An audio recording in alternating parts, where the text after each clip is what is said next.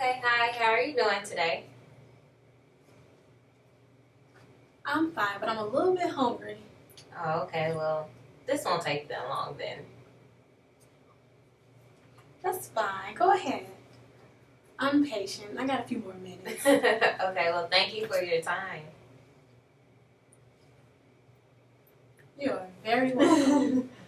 So, how long have you been teaching at Columbia? About 4 years. Oh, what made you come here?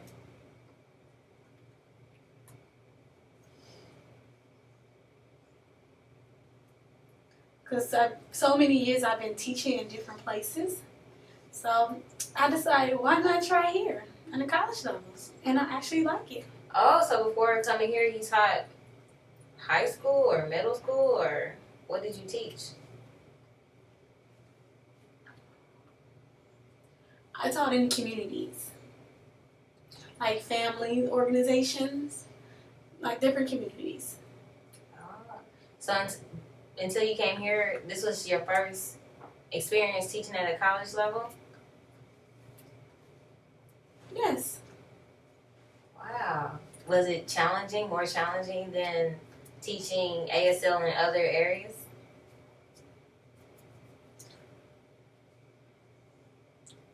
No. It's mostly the same. Only thing is different is a lot of negativity. Here is a lot less. But the teaching style is pretty much the same. So, what is your teaching style? How do you, well, first off, what ASL classes do you teach? Now I teach ASL 1. Okay. So, how do you teach students that don't have any previous ASL skills or knowledge? How do I teach? You mean like their first time? Well, I mean, when I first took my ASL class, I already knew like the alphabet and how to count and stuff. But for students who are just taking it as an elective and don't know anything about sign language, how do you teach them? They just pick it up. The first time, most of them use a lot of gesture and they write. But eventually they will start picking things up and putting things together, and then they begin to understand everything. Okay, that's cool. So you've always only taught ASL 1? Yes. Okay. And you tutor as well?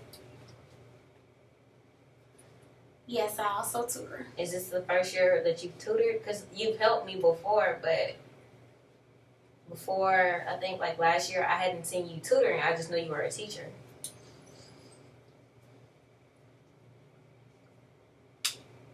Well, I'm doing both.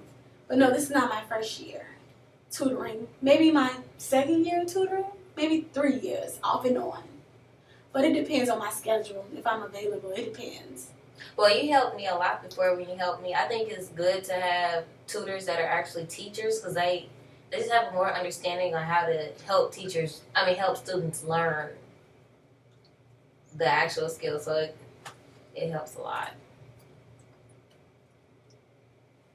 Yes, I think so too. I agree with you. So, and plus, like, you kind of had a different slant on how to learn some of the vocabulary, and you're real patient, so that was kind of cool. I try to be patient. But if a student comes to class and doesn't do any homework, well, then I will finally lose my patience. I haven't seen that part yet, though. I'm just teasing. Yes, I required a lot of patience. That's cool. So do you like tutoring more or teaching?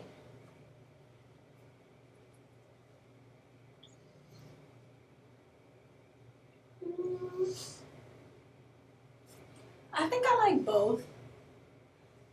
Teaching is more structured and I have a plan. Tutoring, it depends on the student. I have to follow what the student needs. In class, I'm ready and I'm set up and I know what I want to teach and I know what to do.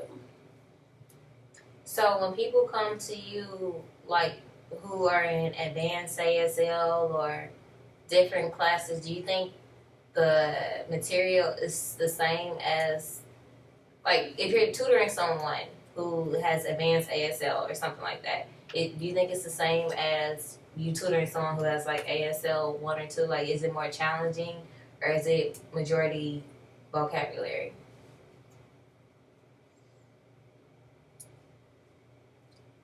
For a student that's advanced ASL and it comes to me, I really don't know the material for the class, but I would chat with the student and get some kind of feedback on what I know from my signing. Because some students have to understand different signing styles. So it'd be better for them to be exposed to the deaf culture world. Okay. Do you think that there's a specific technique on enhancing our vocabulary? So a lot of students in my class, we have problem like with vocabulary, signing vocab. What tips can you give us on how to make our vocabulary grow?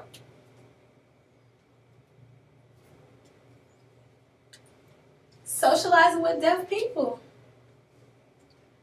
Some specific vocabulary signs, it has various signs.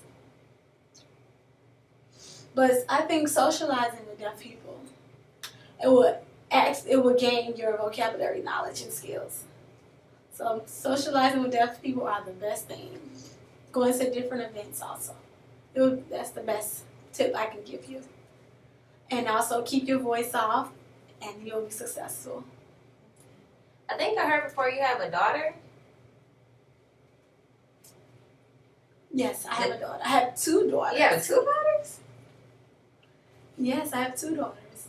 Oh, I remember a couple of years ago there was a performance, I think like a Rosalie performance or something, and I saw one of your daughters. I just thought that was your only one.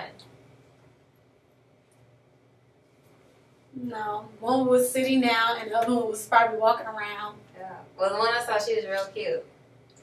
Oh, please.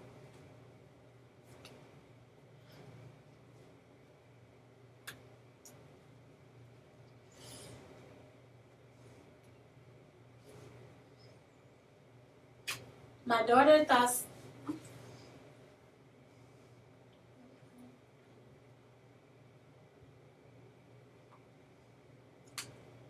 My daughter that was on the stage is Lizzie and Jazzy. My 2 daughters' names.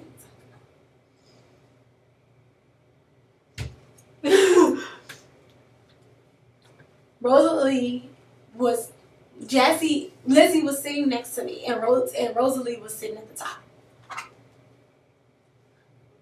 Rosalie was already on stage. And my daughter explained to me that she was not on stage. That was my twin that was on stage. And they switched. So my other daughter went on stage, and people was really odd seeing 2 twins on stage. So you have twins? Yes, I have twins. Oh, so I was thinking like I only saw 1 girl, but maybe I saw 2. They were just twins. That makes a lot of sense. That makes sense. Okay. It's funny. People think that a lot when they see twins. They be like, "Oh, which one it is?" And they be like, "Oh, it's 2." That happens a lot. How is it being a mom with twins?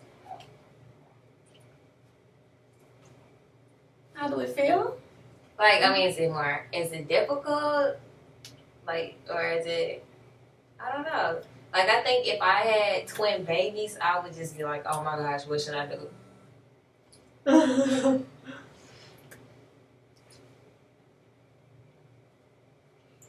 If I had only one child before my twins, and they grew, and then